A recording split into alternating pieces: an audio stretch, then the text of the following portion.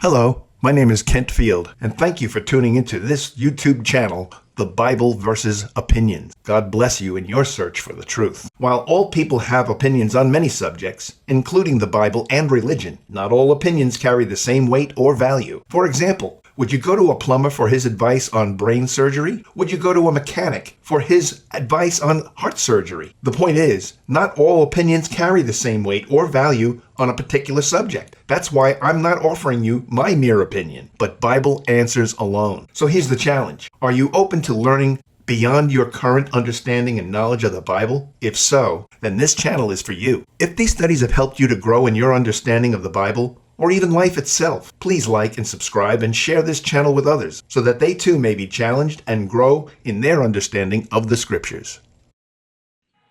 Even in the women that were put on the list for support, they had to be no less than how old? 60, I think. 60. So that's a widow who could be put on the list, and she had to be one who what? Is devoted full time for her service for the Lord.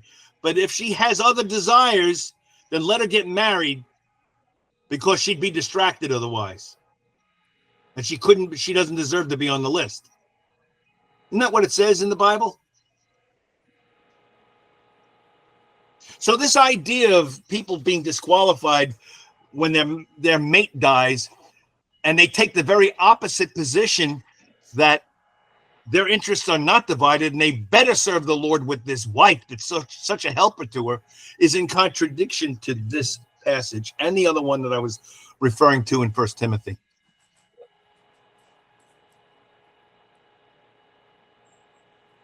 And this, I'm telling you, for your own benefit, verse 35.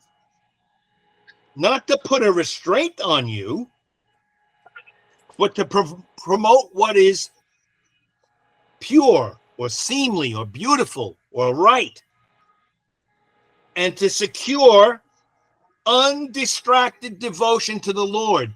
That elder that lost his wife may have the best opportunity for his service in Christ that he ever had, especially as a shepherd.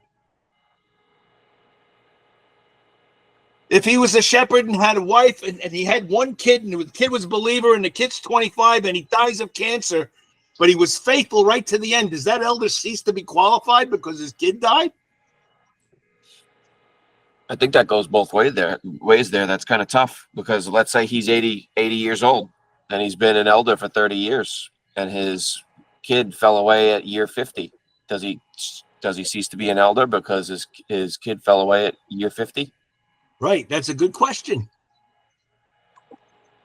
But in a situation like that, don't the qualification, like, I might be completely wrong here, but those are qualifications for how you pick a person to do the job. But assuming that he's been doing the job for 30 years, at that point, don't you judge him by how he's done the job versus the original qualifications? Yeah, he doesn't cease to be qualified because, like, he's been doing it for 30 years. His life condition changed, his life circumstance changed, and especially if the kids grew up and moved out. There's a problem with certain of those qualifications, though, Sal. So if he has all of the other qualifications and he's been doing it for 30 years and then he suddenly starts heavily drinking. Yeah, we're not talking. Yeah, that's See, that involves him personally. That involves his character. That involves personally. His leadership ability. All kinds of things. So if you look at these so-called conditions, and they are conditions, but just look at them like that and not the reasons for why they gave them. And God gives the reasons why he gives them. For example, he's not giving him much wine nor a striker. That's one who comes to blows after drinking.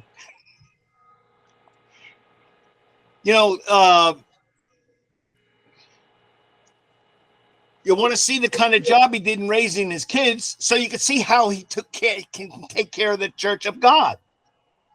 So the qualifications have reasons for them. They're not arbitrary. And somebody says, well, those reasons are still there. Yeah, they were, and they are, and they haven't changed if the wife dies. Unless he killed her. That would be a problem. It doesn't say he can't be a murderer. No. Oh, okay. Now, so anyway, let me read verse 35 again. But I say to you this for your own benefit, not to put a restraint on you, but to promote what's right or seemly, and to secure undistracted devotion to the Lord.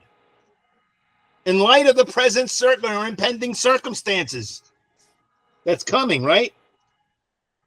But if any man thinks he is acting unbecomingly toward his virgin daughter,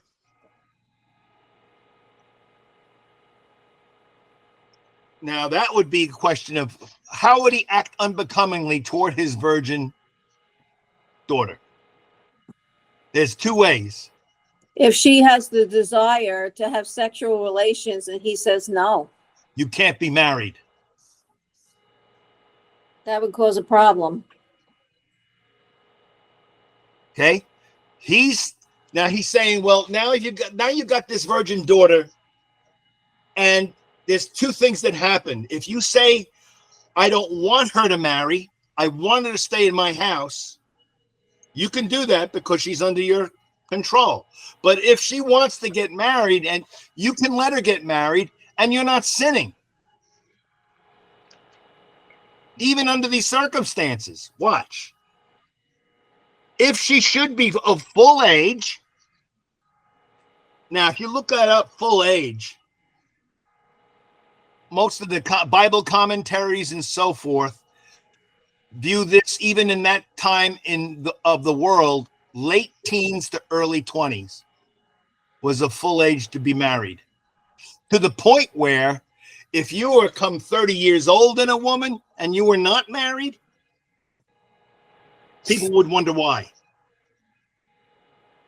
Why haven't your parents arranged something for you? Certain sects of Judaism around that time would consider you cursed if you weren't married by 20. So I'm just letting you know that that's what so he says that, but if she's a full age, and it must be so, let him do what he wishes. He does not sin. Let her marry. So the question about the sin was not letting her marry. Up to that point. If she's a full age, she wants to marry, then it's okay for that man to give his daughter in marriage, even under the present circumstances, even under everything that I just said. But he who stands firm in his heart, in his core, he says, no, she's not ready. And I don't want her to go through this. Being under no constraint, but is no reason, nothing holding him back except his own convictions here. He has authority over his own will and has decided this in his own heart to keep his own virgin daughter.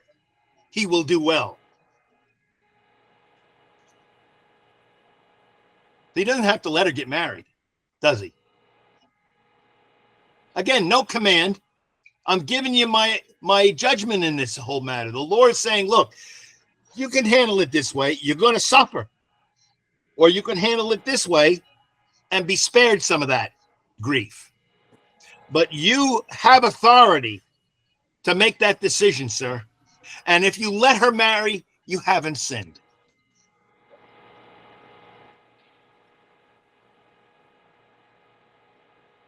So then both he who gives his own daughter in marriage does well. And he who does not give her in marriage will do better. Understand there's a good, better, and best? Remember that in school? Did you ever have that in school, like in third grade, good, better, best? I remember that in like third grade, second grade. We learned about, bad, worse, and I forget how it goes back in the other way. It's been a long time since I've been in second or third grade, but been almost 70 years. So, but he's done well. But if you don't let her marry, he's done better. Oh, George was right here. Yes, I'm not done. We're done. This is a different part. This is a different verse. Now, a wife is bound as long as her husband lives. And I agreed that it should only be in the Lord, just not based on the verse that he was talking about before. That's all. We'll see that later on. A wife is bound as long as her husband lives. Now, that's in the perfect tense in the original language. A wife goes on being bound, continually bound, as long as her husband lives. She is bound for life to him. But if her husband is dead, she is free to be married to whom she wishes, only in the Lord. Now, some people will think only in the Lord means as long as it's not a sin, meaning only with the Lord's approval, that it's not adultery. Others say this means only in the Lord, meaning married somebody that's only a Christian. So this is, hang on just for a second, I'm reading something. It seems that's what the translators think, because the cross references do not be bound together with unbelievers. I understand that. I understand that, the verse, and it applies. It applies. But still, this would be this would fall under still the same umbrella, even with him saying only in the Lord, which sounds more like a command. This is still under the umbrella of I have no command from the Lord, verse 25. right. But he hasn't switched back. He hasn't switched, quote unquote, switched. Right. So that switch. this, I see your point, Brian. It's more of a recommendation only in the Lord, but you do your thing. But only is a strong word, though. Yeah, I want you to do this only in the Lord, because I'm already recommending that you don't do it. You'd be better if you didn't. Well, that's what he says in verse 40. Right. But in my opinion, she's happy if she remains as she is. And I think that I also have the Spirit of God. So he's saying even this idea of only in the Lord. So what if she didn't marry only in the Lord? Is she not married? Meaning, or is it that they didn't take that advice? But in my judgment, remember that word opinion is constantly judgment.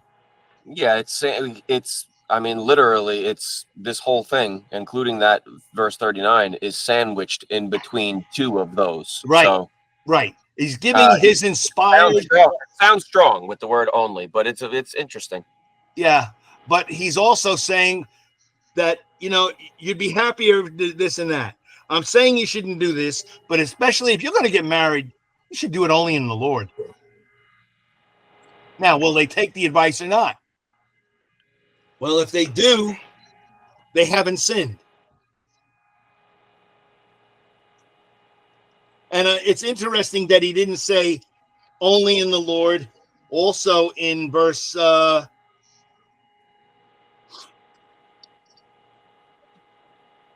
28. But if you should marry only in the Lord, you have not sinned. If it's only in the Lord. And I don't know if I'm reading this. Should marry in the Lord, then she has not sinned. It doesn't say that. Now, wouldn't he make the same recommendation there? And isn't he? He's making a recommendation. And not a command. correct me because if he's I'm wrong. forgiven. No, sorry, I was just going to say that I'm reading that the phrase that is used there is possessive. So it's things that belong to. He to whom a person or thing belongs, about which he has power deciding, master, Lord.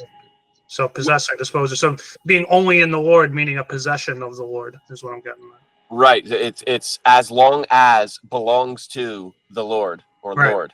Yeah, it's Yeah, possessive. but is it, the question Brian's making and raising is, yeah, but is that a command or is that a Oh, no, recommended I was just judgment? talking about whether that what the meaning of that was. No, but that's a good point that Brian brought up. Is that a recommended judgment as opposed to a command? Even though it's a strong recommendation, so's the other part. You'd be happier if you were remained unmarried. And why? Shouldn't you be concerned about the things of the Lord and not have your interest distracted? As he said earlier in that paragraph. Is it good to have your interest distracted? Never. But it's going to happen when you're married. And especially in view of the present distress that's coming up, because you're going to have to act like you didn't have joy and didn't have pain and didn't have a wife and didn't have the world's possessions. Right? That's what it's going to be like. So anyway, I thought, Brian, that was a good point that you brought up. That brings up that question of even only in the Lord, is that a command? Well, if it is, he didn't preface it as such. Whereas he everything that was a command, he made sure that it was clear that that's what it was. And now, in the whole wasn't. context, verse 24, 25, he says, now concerning virgins, and he's about to discuss this whole thing. He starts it out by saying what? He I have no command of the Lord. Yeah, that's the first one in this section. And I'm giving you my judgment, his judgment is trustworthy. He said that at the end of this chapter. Yeah. You'd be happy to remain as, and I think I also have the Spirit of God. So when you look at this, I don't think that this would be a disqualifier of the marriage. Him saying only in the Lord there, I don't think would be sufficient to say it's not a legit marriage if she didn't take that advice, let's say, and she married an unbeliever, let's say. yes. Now let me give you my application of this and the passage where he says, don't be unequally yoked with unbelievers. And where is that passage again? 2 Corinthians. 2 Corinthians 6. Right. 14? Yeah.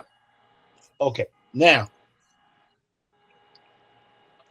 because of what these passages teach, if when somebody came to me, and I've married a couple of dozen people, at least in my life, a bunch of them, dozens.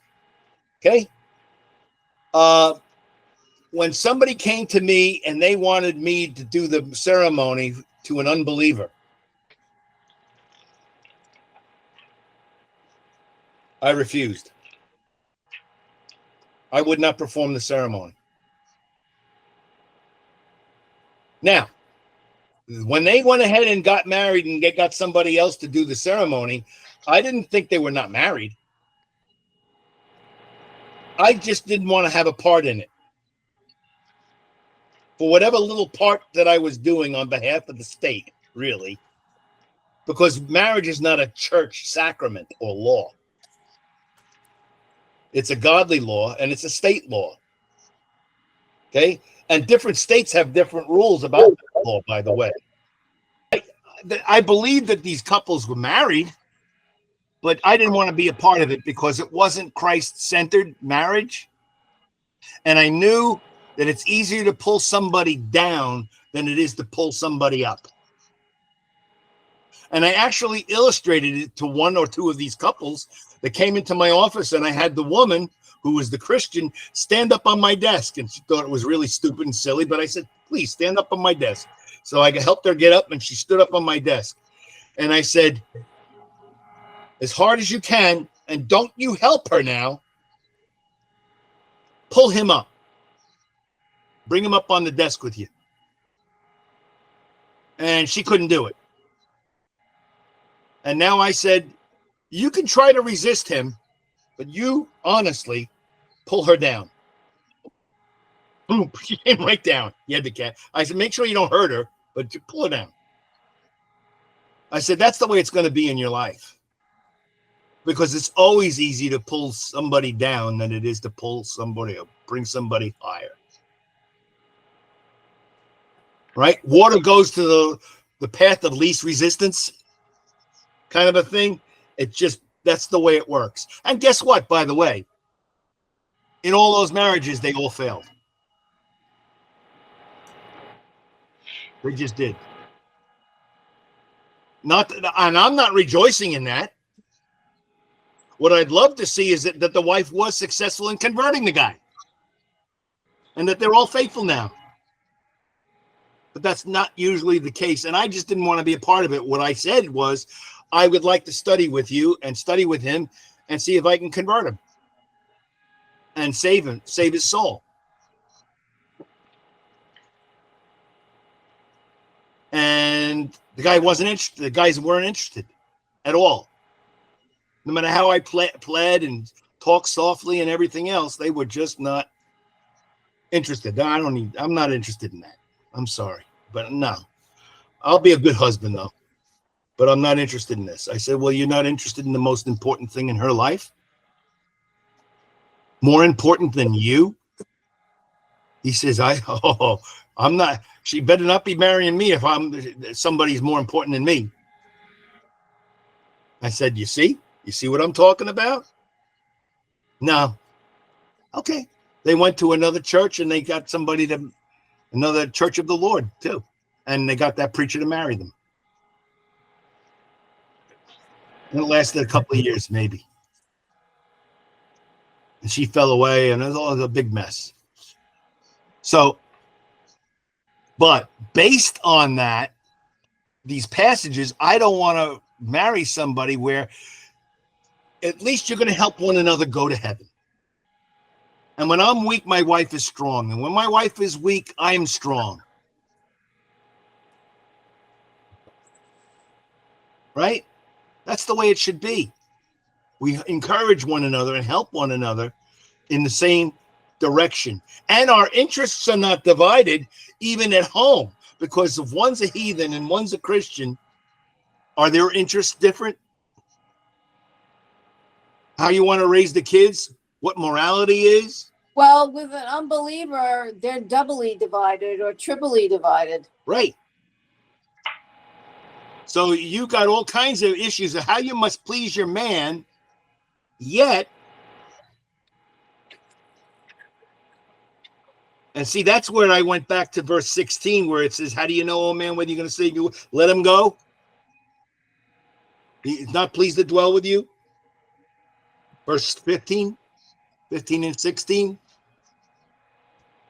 That's why I looked at it from that angle, that of compromise, because you've got to think about how you're going to please your husband or how you're going to please your wife. And your interests are divided to the point where you won't be as faithful.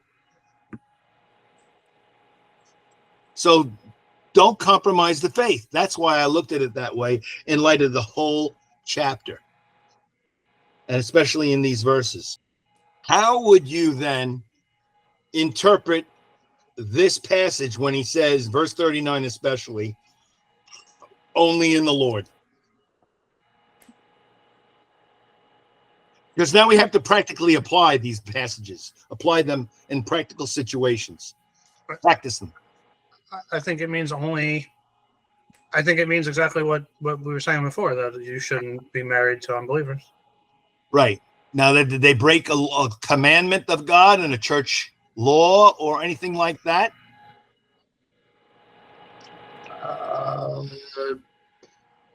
I would say so, based on the other verses. Yeah. You would. Well, Based on the unequal yoking, you mean, Sal? yeah. Yeah. And all the. Well, I mean, I know we're obviously not bound by the old covenant, but there's tons of things in the Old Testament talking about exactly what you were saying, that being married to an unbeliever will make you fall away. You'll start worshiping idols and doing all these things. So you view that only in the Lord, that one phrase, 4 words, that was the command part. The rest of it's just a suggestion. Because it's couched in the rest of that. It's all my opinion. And he ends it with that. Well, because it's a caveat. It says she's free to marry whoever she wishes, comma, only in the Lord. So it's like whoever she wishes, like within reason, obviously, like as long as it's a Christian. Okay. So you're viewing it like that. The opinion parts, she can marry whoever she wants. She hasn't sinned, even though he's recommending that she doesn't at all. Right. But if she does, then it should be only in the Lord. That's a safe position. It's certainly safe. But now I see what Brian's point was, that is that even part of the suggestions? Is it a direct, absolute command? I would consider it a lacking other compounding passages. I would consider it a very strong recommendation. Yeah, I mean, it's very strongly worded in 2 Corinthians. I don't have, maybe it's my translation. It doesn't say unequally yoked in mine. It says, do not be bound together with unbelievers. For what partnership have righteousness with lawlessness? What fellowship has light with darkness? Or what harmony has Christ with Belial? Right. Or what has a believer in common with an unbeliever? Or what agreement has the temple of God with idols? So my question to you is, and that's what he was talking about, the temple of God with idols. And that was the context in which he's talking there. But coming back to this, how does that affect a marriage that the person does it anyway? Are they married? In other words, if this was a command, it would perhaps invalidate the marriage. It would make the marriage not Null and valid. void. Right.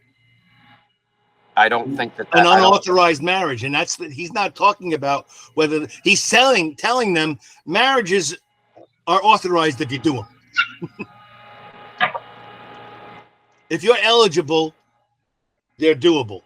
Now I'm making recommendations on not only whether to get married or not to get married, but I'm making recommendations on who to marry. So you're saying it's like one of those all things are permissible, but not all things are profitable sort of thing? Kind of a thing, sure. And not only that, but he's even saying it when he says about the guy who's going to give his virgin or not.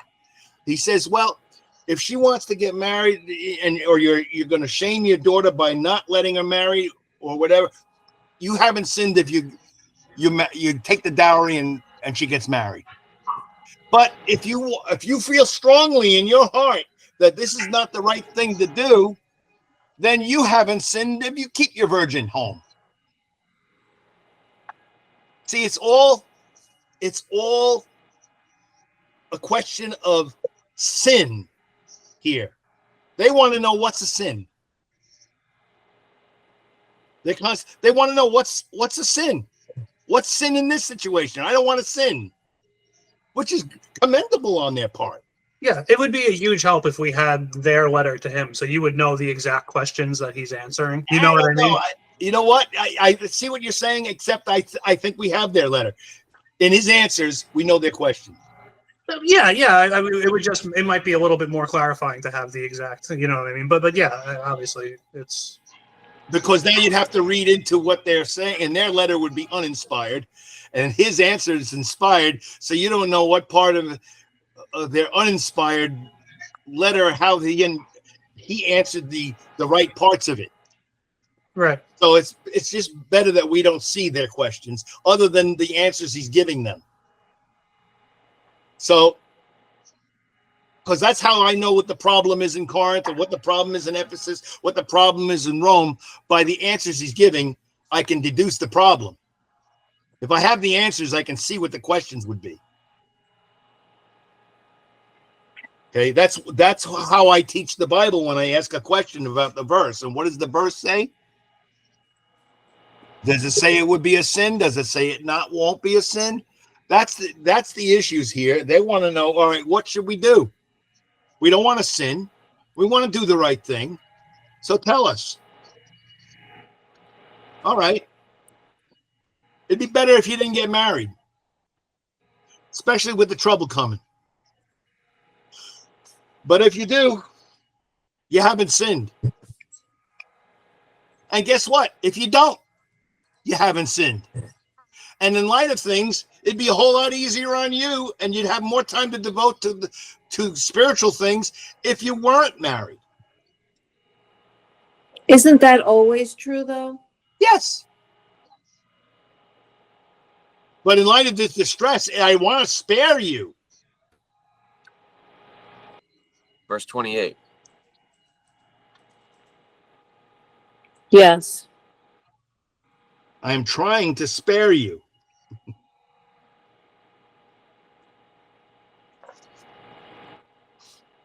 And then verse 35. And this I'm saying for your own benefit, not to put a restraint upon you, but to promote what is seemly and secure, undistracted devotion to the Lord. But now, if you think that you're going to keep your daughter, your virgin, your daughter from marrying, and you're sinning against her by doing this, look, if she should be a full age, and if it must be so, then let him do as he wishes. He does not sin. Let her marry. So what did he want to do? He wanted to let her get married. But he thought he was conflicted. That man would be conflicted. He was not acting correctly toward his daughter.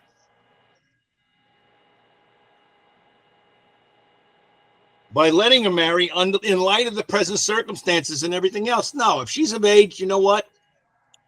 You haven't sinned. Let her marry. Go ahead. But if somebody else feels, no, I can't do that. I don't want to put my daughter through this. It's going to be really tough, and I don't like this. I'm not going to do it. Well, you haven't sinned either. Verse 37. So then both of them haven't sinned. Verse 38. Neither one. And that's the synopsis as we go through this. And look, that's the interesting thing. A wife is bound as long as her husband lives. Now, some people, and including myself, used to say, lives with her or lives. So what happens if they're divorced and her husband still lives? That's what I was going to ask you. Yes, a wife is bound as long as he lives, but what if he's no longer her husband? Right.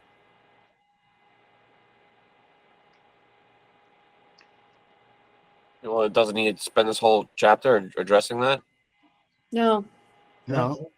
Well, it says specifically in the next part of the verse, but if her husband is dead, she's free to be remarried. It's like a if then, Okay, so it requires the husband to be dead. If the what husband about is not the ones dead, that were loosed and then get remarried? You haven't sinned either. Well, how are you? well, there's How a have you not difference, sinned? How have you not sinned if the husband you're still bound to your husband? because it's two different contexts. These people are fresh Christians. You can't compare this to like Jesus when he's preaching to people who are lifelong under the law. These people are not under the law until, or they're not under the law now, but they weren't, Jews or Christians. So they lived a life as pagan Gentiles. So you're comparing their old pagan marriages they had before to marriages they have now that they're Christians. Now that they're Christians, they're held to a different standard. So if you're married now and you're a Christian, you're bound until death.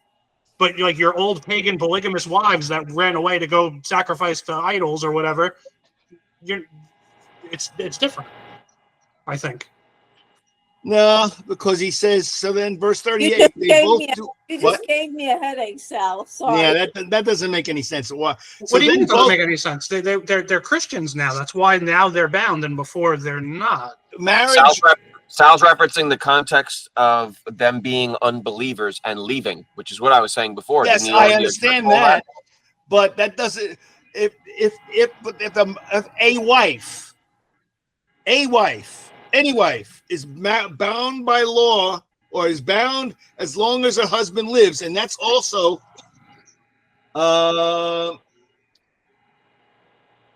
Romans 7 verse 2. So it's obviously talking about whether he's alive or dead. That's all. Right, What not else? whether they're divorced or not. Not whether they're divorced or not. That's not being discussed. Well, of course they're not divorced because she's still bound. A wife is bound in marriage as long as her husband lives. Yes, As long as or divorces her. He already addressed that. Yeah, but they're still bound according to this verse. No, I see what you're saying. And then Romans chapter 7 verse 2 says This is the general rule. What he was describing before is the quote unquote exception. Yeah, which is well, only the married immorality. woman is bound by law to her husband while he is living. Yeah, that's the But general if rule. her husband dies, she is released from the law concerning the husband. So then, if while her husband is living, she is joined to another man, she shall be called an adulteress. But if her husband dies, then she's free from the law, so that she is not an adulteress, though she's joined to another man. Now, he's illustrating the relationship between the Jew and the law here. While also addressing the whole marriage thing. No, not really. In Romans 7, he's using that as an illustration. Right, but it's still point true. about the law. But it's Right, a true, yes, and it's a true illustration. He's just not discussing or teaching marriage. Right, but it's a perfect tie-in to what we're talking about. Right. So that's why I'm saying now this she's real, and he's talking to pagans again. In Romans 7, these pagan Christians in the pagan area, a married woman is bound by law to her husband while he is living, even under Roman law. But if her husband dies, she's released from the law concerning the husband. Yeah. So then if her husband is living and she's joined to another man, that didn't say they were getting divorced. See, that's the thing that people are assuming. It says the husband's living. Who? Her man is still alive. She's still his wife, his woman. And she's joined to another man. Guess what? She's in adultery. Well, that's why I would say, even in the context of everything that we've read up to this point, I would not feel free to do anything. If my unbelieving wife left me, I would not, if she left my house and was living elsewhere, I would not feel right except for fornication. So I would wait for her to slip up, and which she inevitably would, almost inevitably anyway, except for fornication. Right, but that has to be for the cause of, Jesus said, for the cause of fornication, not if fornication is involved. Yeah, and It's got to be the reason, not because you didn't like her, not because she left, not because she hit you in the Well, it's head, the only reason. but it's got to be the cause of fornication. Other reasons can be there, but it's got to be for the cause of fornication. Jesus said, Jesus says, and I say to you, whoever divorces his wife and marries another woman commits adultery. Right? But if you're released, but if right in the middle of that, it says, except for immorality. Right. But then he goes on to say, but if you should marry and you've been released, you've been divorced, then say for fornication, and you marry, you haven't sinned. So you're saying it's assumed there that they marry a Christian, obviously. not just No. anybody. Wait, the new marriage or the old one? Verse 28. Verses 27 and 28.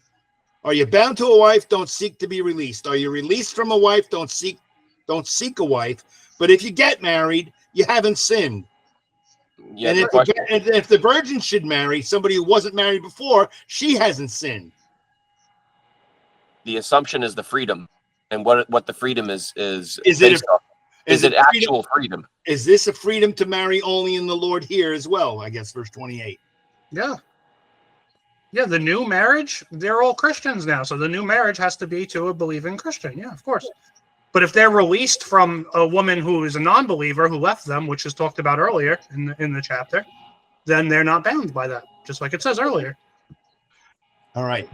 But they can marry to who they want, but it still only can be to a Christian.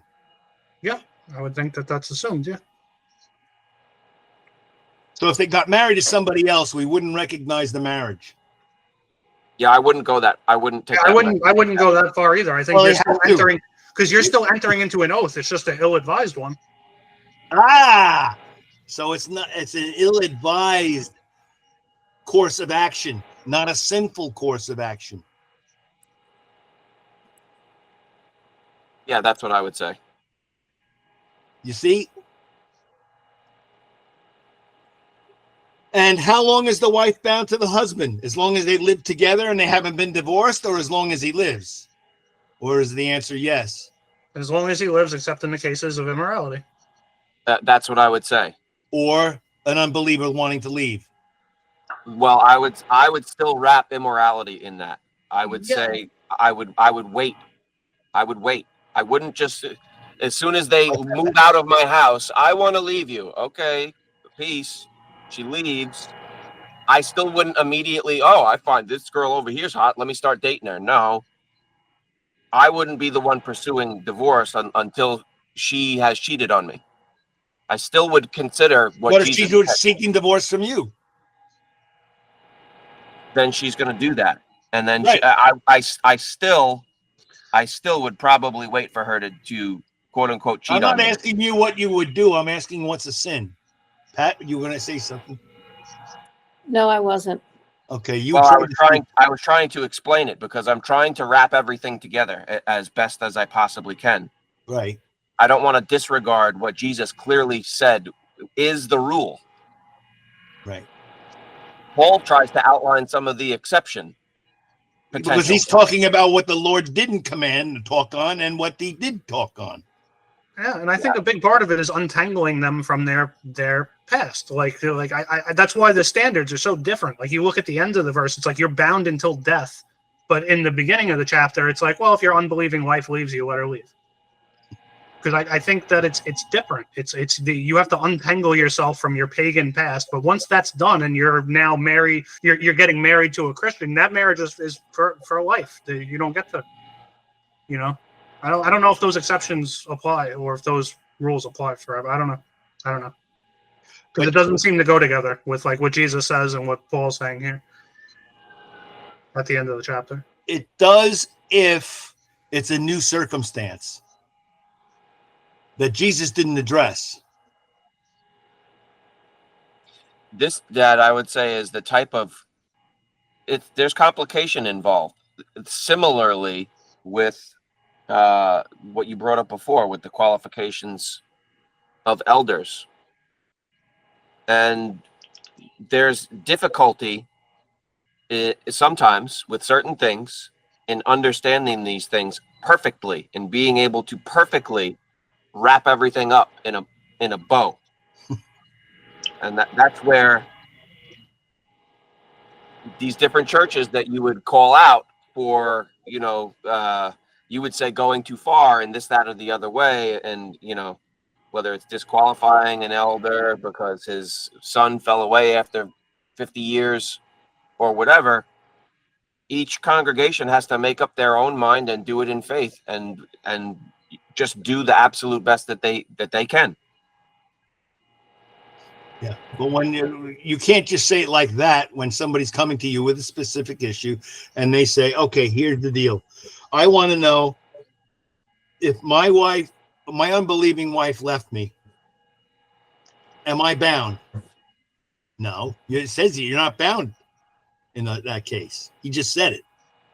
Then he says, okay, well, what if I get remarried? And he said, you haven't sinned. I would ask, did she file divorce? If she filed the divorce, I No, would say, it's not even that. Is she living with another man? Back then, the divorce was, I don't know what the Roman thing was for divorce. I know in Judaism, Moses gave them a bill of divorcement for the hardness of their heart, right? Yeah, they would have had documentation involved. They might have had something that said she's divorced, or we're separated, we're done. You're out of my house, I owe you nothing, or you're out of the house, you owe me nothing, or whatever.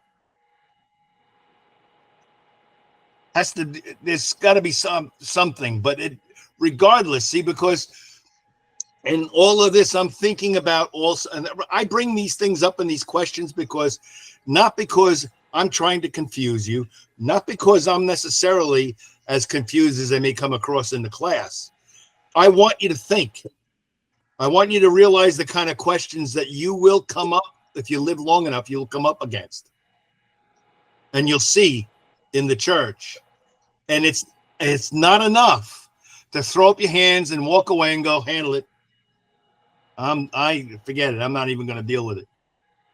Especially if you become any kind of leadership in the church. Or that you're an older brother or sister in Christ, and people look to you for advice, and they'll come to you with questions like this. Sure. You need to have wrestled with these things. So this study is not to end your position on these matters. My purpose in giving you this study was to make you think. And not even give you a position on this. I really haven't really stated how I look at all this, other than the fact that I would say that I don't think it's wise for a husband for a couple to not get married in Christ. I've had non-Christians just come to me and say, I want you to marry us. Would you do that? And we'll pay you $200 or whatever. And I say, no. Could I perform the ceremony and file the paperwork for them? Yeah.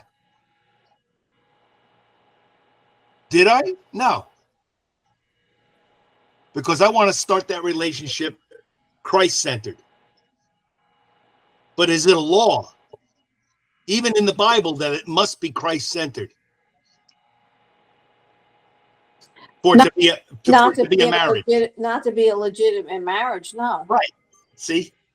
So I've given you my what I've practiced. And I even given you some of the verses, how I used to look at things and how I look at things and so on. And then some of it I have not really nailed down for you because I want you to nail it down. Just like people would ask me while I was going to Sunset School of Preaching, they'd ask, well, what was Sunset's position on marriage, divorce, and remarriage? How could I answer that, Pat? They did not have a position. Right. I don't know what their positions were. I have no idea. What was interesting was in class, if they had a discussion in the brown bag at lunch, then you would go to one class and this person would say this and then this person would say that. So you were given all those different thoughts and everything to consider in your study. It was good. Right. And then you had to come up with a position yourself, a position paper, and tried to justify it, argue your case. So I try to do the same thing with you. I'm trying to teach you how to read it, how to study it, and not what it's. I'm not trying to get you. This is what I say it says. Am I doing that? I don't think so. Sometimes, but that's okay, I think, too. Well, if it's Greek and it's the point blank statement, I can tell you that. But overall, on this subject, for example,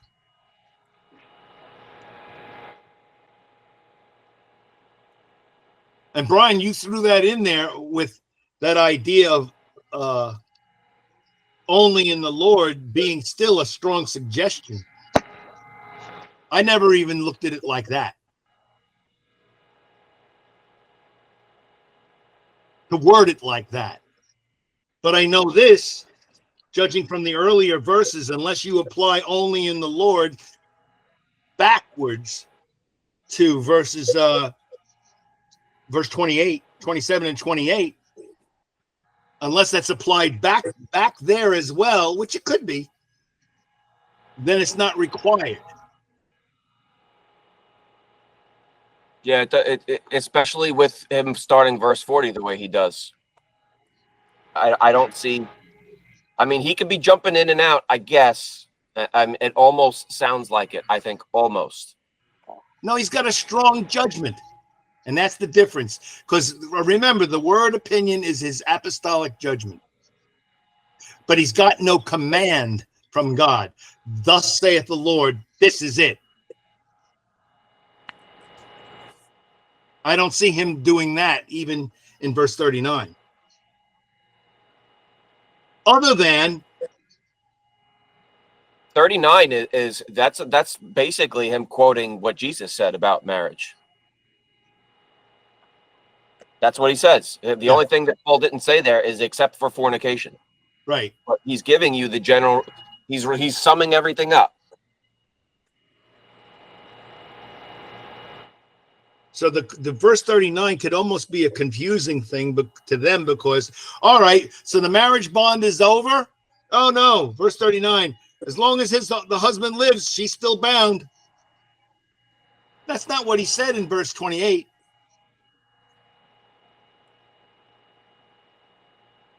Yeah, I would still not eliminate. I would not seek to bypass the plainness of what Jesus said and integrating. Marriage is not just a document. So the sin aspect is an important part of what dissolves it. But it's not a church sacrament or law either. It's not. No, but it could be dissolved by the state and still be valid to God, I think. That's the question. I don't know if that's true. Right. That's the question. Thanks for being a part of that study segment. I promise you that, Lord willing, there's more to come. With the understanding that the mind can only absorb what the seat can endure, many of these studies have been broken up into a series of bite-sized segments.